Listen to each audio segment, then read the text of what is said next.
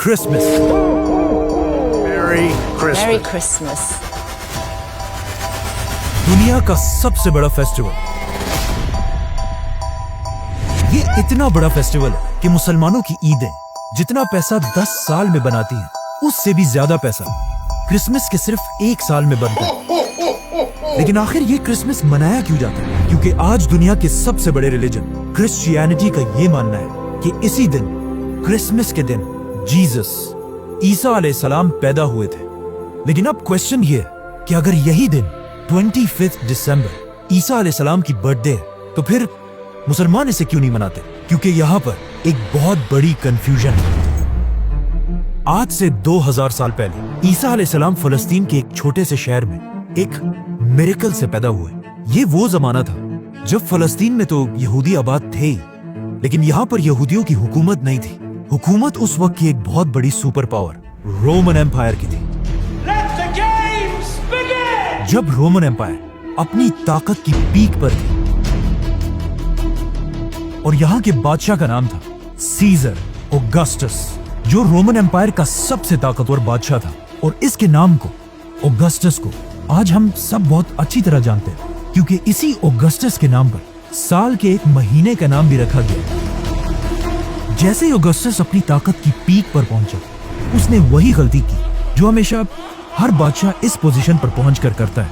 Augustus अपने आप को एक आम इंसान की बजाय एक खुदा, गॉड कहलवाने लगा और पूरे रोमन एम्पायर में लोगों से अपनी इबादत करवाने के लिए अपने नाम के टेम्पल्स बनवाए। अगर हिस्ट्री को देखा जाए, जब भी कोई शख्स इस लेवल की ताकत तक पहुंचता है, तो अल्लाह उसके गुरूर को तोड़ने के लिए बिल्कुल मूसा अलैहिस्सलाम की तरह एक माइटी प्रॉफिट भेजता है। तो इसी सीजर ऑगस्टस के दौर में ईसा अलैहिस्सलाम पैदा हुआ। ईसा अलैहिस्सलाम भी यहीं पर रोमन एम्पायर के अंडर फलस्तीन में यहूदियों के साथ बड़े हुए। लेकिन ईसा अलैहिस्सलाम बचपन से अपनी एज के बाकी सारे नॉर्मल बच्चों से बहुत ही डिफरेंट थे, क्योंकि बचपन में एक बार ईसा अलैहिस्सलाम अपनी माँ मरियम के साथ एक बाजार में घूमते घूमते कहीं गायब हो गए और काफी ढूंढने के बाद भी वो पूरे बाजार में कहीं नहीं मिले। तो आखिर उनकी माँ उन्हें ढूंढते ढूंढते यहूदियों के एक टेम्पल की तरफ गई, जहां पर उन्होंने देखा कि यंग ईसा अलैहिस्सलाम उस वक्त के बड़े यहूदी उलमा के साथ डिबेट कर रहे थे। और उनके क्वेश्चंस को सुनकर यहूदी स्कॉलर्स के चेहरे बिल्कुल गुस्से से भरे हुए थे, क्योंकि उनके सामने ऐसे क्वेश्चंस करने की अब तक किसी में जुर्रत नहीं थी। इसी तरह ईसा अलैहिस्सलाम फलस्तीन में बड़े होते गए और आगे जाकर उन्हें अल्लाह की तरफ से एक बहुत ही यूनिक पावर मिली, जिसमें वो किसी भी बीमार शख्स को सिर्फ एक उंगली के टच से बिल्कुल ठीक कर देते थे।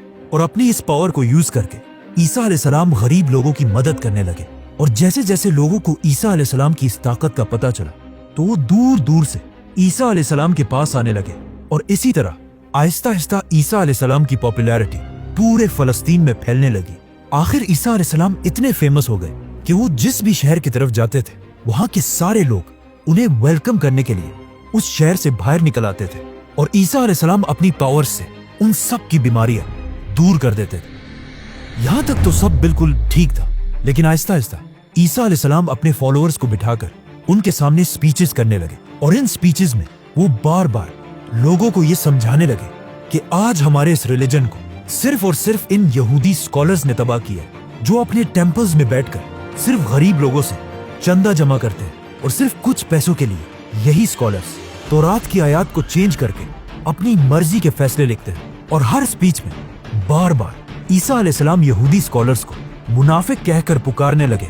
ये सब सुनने के बाद यहूदी अवाम तो ईसा अलैहिस्सलाम की इन बातों से बहुत इंस्पायर होते थे, लेकिन ईसा अलैहिस्सलाम की इन बातों से यहूदी स्कॉलर्स के धंधे खराब होने लगे, जिसकी वजह से यहूदी उलमा के दिलों में ईसा अलैहिस्सलाम के लिए सख्त नफरत पैदा हुई। और वो ये प्लानिंग करने लगे कि किसी तरह ईसा अलैहिस्सलाम को मारकर उनसे अपनी जान छुड़ा दे। लेकिन सुपर पावर रोमन एम्पायर की हुकूमत में ऐसा करना इम्पॉसिबल था। लेकिन ये सब भी बहुत जल्द बदलने वाला था, क्योंकि आहिस्ता आहिस्ता ईसा अलैहिस्सलाम फलस्तीन में इतने फेमस हो चुके थे कि वो फलस्तीन में जहां भी जाते थे, हजारों लोगों का क्राउड उन्हें देखने के लिए जमा हो जाता था। आखिर एक दिन ईसा अलैहिस्सलाम फलस्तीन के कैपिटल जेरूसलम की तरफ गए। जब लोगों को इस बात का पता चला, तो हजारों लोग उनको वेलकम करने के लिए सिटी से बाहर निकल आए और उनकी सवारी के सामने खजूर के दरख्त की शाखें फेंकने लगे, जो उस जमाने में हाईएस्ट रिस्पेक्ट दिखाने का एक तरीका था। रोमन एम्पायर के जनरल्स ये सब देखकर हैरान हो गए कि आखिर ये कौन आ रहा है जिसे लोग बिल्कुल एक बादशाह की तरह रिस्पेक्ट दे रहे हैं। नाउ ईसा अलैहिस्सलाम की ताकत को देखकर रोमन एम्पायर के जनरल्स उनसे डरने लगे और यहूदी उलमा तो उनसे पहले ही नफरत करते थे। तो अब ये दोनों मिलकर ईसा अलैहिस्सलाम को मारने की साजिश करने लगे, जिसके बाद ईसा अलैहिस्सलाम ने अपने सबसे क्लोज 11 या 12 फॉलोअर्स के साथ अपना आखिरी डिनर किया और फिर अल्लाह ने उन्हें आसमान की तरफ उठा लिया।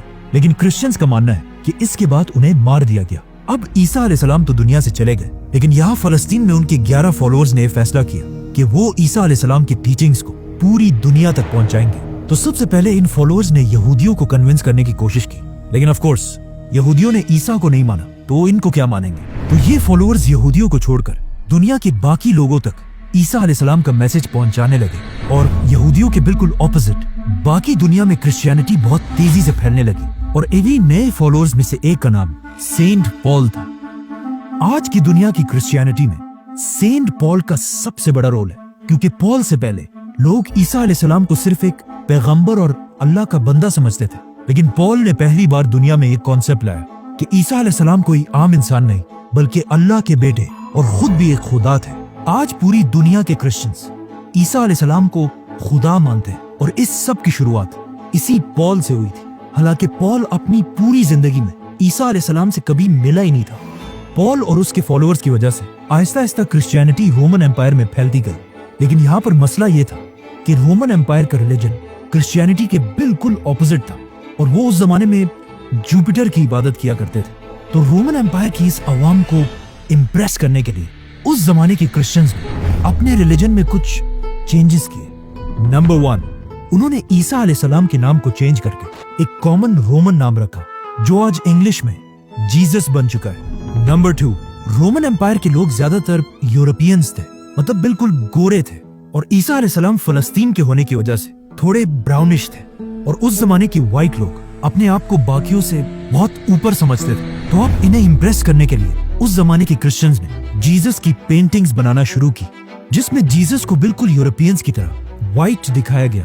मतलब ये दुनिया में आज जीसस की सबसे पुरानी पेंटिंग है। जीसस की यही पेंटिंग्स आज दुनिया की सबसे फेमस पेंटिंग्स हैं, क्योंकि आज से कुछ ही साल पहले जीसस की ही एक पेंटिंग दुनिया में सबसे महंगी बेची गई। $450 मिलियन में, और जिसे खरीदा किसने? Mohammed bin Salman is the actual buyer of a Leonardo for a record-breaking $450 million at the Let's come back to the story. Christianity में इन चेंजेस की वजह से Aahista Aahista Christianity Roman empire में बहुत तेजी से फैलने लगी और क्रिश्चियंस इतने बढ़ गए कि रोमन एम्पायर के बादशाहों ने सोचा कि अगर क्रिश्चियंस ऐसे ही बढ़ते गए तो ये तो हमारे रिलीजन जुपिटर के रिलीजन को बिल्कुल खत्म कर देंगे। तो आखिर रोमन एम्पायर के बादशाह ने फैसला किया कि अब क्रिश्चियनिटी को फैलने से रोकने के लिए हमें सारे क्रिश्चियंस को मारना होगा, जिसके बाद रोमन एम्पायर ने क्रिश्चियंस पर ऐसा जुल्म किया कि इस जुल्म को कुरान में भी डिस्क्राइब किया गया है कि जब रोमन एम्पायर के बादशाह के जुल्म से कुछ यंग लड़के भागकर एक गार केव में छुप गए और वहीं पर अगले 300 साल तक सोते रहे, जिन्हें असहाबे काफ कहा जाता है। रोमन एम्पायर के इस सारे जुल्म के बाद भी क्रिश्चियंस अपने रिलीजन से पीछे नहीं हटे, बल्कि इन सारे जुल्मों से क्रिश्चियनिटी और भी तेजी से फैलने लगी और दुनिया के हर कोने तक पहुंचने लगी, यहाँ तक कि ये रिलीजन पहली बार इंडिया तक भी पहुंचा। आखिर ईसा अलैहिस्सलाम के 300 साल बाद क्रिश्चियनिटी इतनी पावरफुल हो गई कि रोमन एम्पायर के एक बादशाह कॉन्स्टेंटीन द ग्रेट ने अपने रिलीजन को छोड़कर क्रिश्चियनिटी में कन्वर्ट हो गए।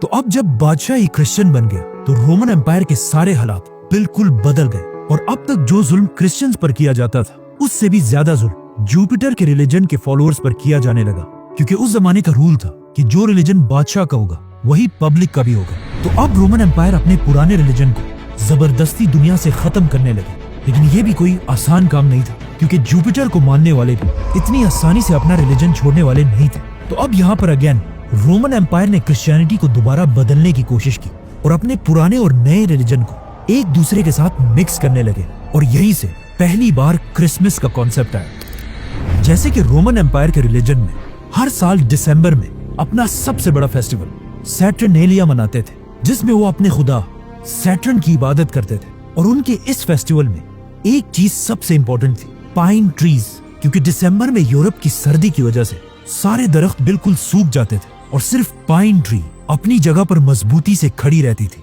जिसे वो एक बहुत ही होली चीज समझते थे, और हर फेस्टिवल में इसी दरख्त के एक शाख को अपने घर में लाकर सजाते थे। तो अब रोमन एम्पायर ने अपनी पूरी सल्तनत को एक रिलीजन में जमा करने के लिए अपने पुराने रिलीजन से फेस्टिवल्स उठाए और अपने नए रिलीजन से जीसस क्राइस्ट और इन दोनों को मिला दिया और कहा कि जीसस क्राइस्ट दिसंबर के महीने के आखिर में पैदा हुए थे, और सारे क्रिश्चियंस को हुक्म दिया कि इस दिन को 25 दिसंबर को बिल्कुल पुराने रिलीजन की तरह जीसस क्राइस्ट की बर्थडे मानकर सेलिब्रेट किया जाए। और इसी तरह इन दोनों रिलीजन्स को मर्ज करने के बाद अब पूरी रोमन एम्पायर क्रिश्चियनिटी में कन्वर्ट हो गई। लेकिन आज दुनिया का कोई मुसलमान भी इस दिन को सही नहीं मानता, और कुरान में भी ईसा अलैहिस्सलाम की पैदाइश की स्टोरी बिल्कुल ऑपोजिट है, क्योंकि कुरान में है कि जब ईसा अलैहिस्सलाम पैदा हो रहे थे तो उनकी माँ मरियम के पास सिर्फ एक खजूर का दरख्त था, जिस पर उन्हें हुक्म दिया गया कि घबराओ मत और इस खजूर के दरख्त को हिलाओ ताकि इससे तुम्हारे लिए ताजा खजूर गिर सके और तुम्हें ताकत मिले। खजूर का दरख्त। अब मसला ये है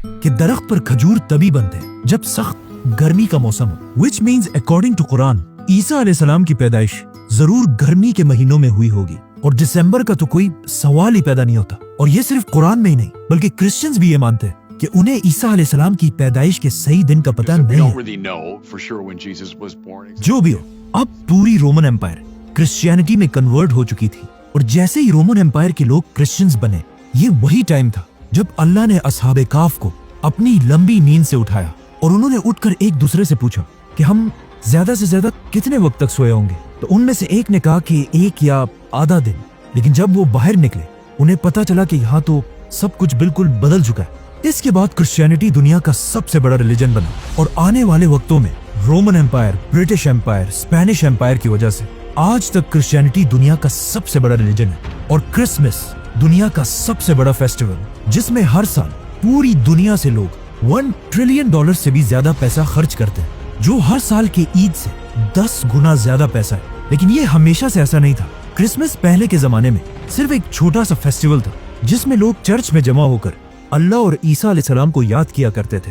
लेकिन आहिस्ता आहिस्ता लोग इस सब से बोर होने लगे, तो अब लोगों को दोबारा क्रिसमस की तरफ अट्रैक्ट करने के लिए कुछ लोगों ने क्रिसमस के इस फेस्टिवल में नई चीजें ऐड की, जैसे कि म्यूजिक, गाना, शराब। और क्रिसमस के इस फेस्टिवल में जो सबसे बड़ा एडिशन किया गया वो था सेंटा क्लॉज, जो पुराने जमाने में एक real Christian scholar saint Nicholas थे, जो अपनी जेनरोसिटी की वजह से पूरे क्रिश्चियंस में मशहूर थे। आज से 150 साल पहले जब पहली बार सेंटा क्लॉज को इंट्रोड्यूस कराया गया तो वो ज्यादातर ग्रीन या ब्लू कपड़े पहनकर बच्चों को गिफ्ट्स दिया करते थे। लेकिन ऐसा ऐसा कोका कोला सेंटा क्लॉज को अपने एड्स में यूज करने लगा और इसके कपड़ों को ग्रीन कलर से बदलकर बिल्कुल अपने बॉटल्स की तरह रेड और व्हाइट बना दिया। आज क्रिसमस पूरी दुनिया का सबसे बड़ा फेस्टिवल, जो सिर्फ क्रिश्चियन कंट्रीज में नहीं बल्कि चाइना और इंडिया जैसी बड़ी कंट्रीज में भी मनाया जाता है, जिसकी वजह से क्रिसमस के फेस्टिवल में पूरी दुनिया से $1 ट्रिलियन से भी ज्यादा का बिजनेस होता है। और ये $1 ट्रिलियन इतना ज्यादा पैसा है कि अगर मुसलमानों की 10 साल की ईदों को भी मिला दिया जाए तब भी वो 1 साल के क्रिसमस से कम बनते हैं।